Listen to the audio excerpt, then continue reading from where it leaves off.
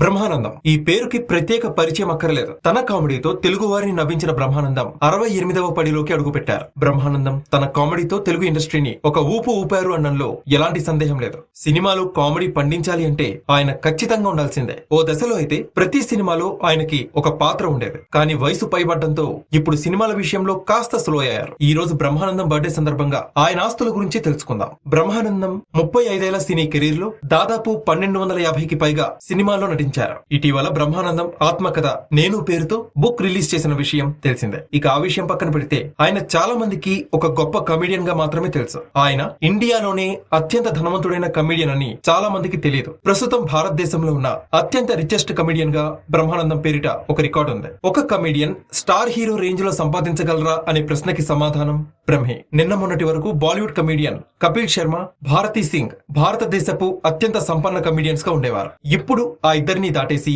Brahmanandam top 1 లో ఉన్నారు. ఆయన నెలవారీ సంపాదన 2 కోట్ల రూపాయల కంటే ఎక్కువే అని సమాచారం. కేవలం సినిమాల వల్లే కాదు, బ్రాండ్ అడ్వర్టైజ్మెంట్స్ ద్వారా కూడా బ్రహ్మానందంకి బాగానే ఆదాయం వస్తుంది. బ్రహ్మానందం ఒక్కో అడ్వర్టైజ్మెంట్ కోసం 1 కోటి నుంచి 2 కోట్ల రూపాయల వరకు పారితోషికం తీసుకుంటారని తెలుస్తోంది. దీంతో ప్రస్తుతం ఆయన మొత్తం నికరాస్తుల విలువ సుమారు 500 కోట్ల రూపాయలకి చేరుకుందని టాక్ వినిపిస్తోంది. అంతేకాదు, జీవించి ఉన్న నటుల్లో అత్యధిక సినిమాలో నటించిన నటుడిగా గిన్నిస్ వరల్డ్ రికార్డ్ కూడా బ్రహ్మానందం క్రియేట్ చేశారు. ఆయనకి కేంద్ర ప్రభుత్వం ఇప్పటికే పద్మశ్రీ కూడా ఇచ్చింది. ఒక మామూలు కాలేజ్ లెక్చరర్ గా కెరీర్ స్టార్ట్ చేసిన బ్రహ్మానందం ఇప్పుడు భారతదేశపు అత్యంత ధనవంతుడైన కమెడియన్ గా రికార్డులు సృష్టించారు. ఇక మీమ్ గాడ్ గా కూడా ఆయనకి పేరున్న విషయం తెలిసిందే. ఇన్స్టాగ్రామ్ వంటి మీమర్స్ కి బ్రహ్మానందం ఒక గాడ్.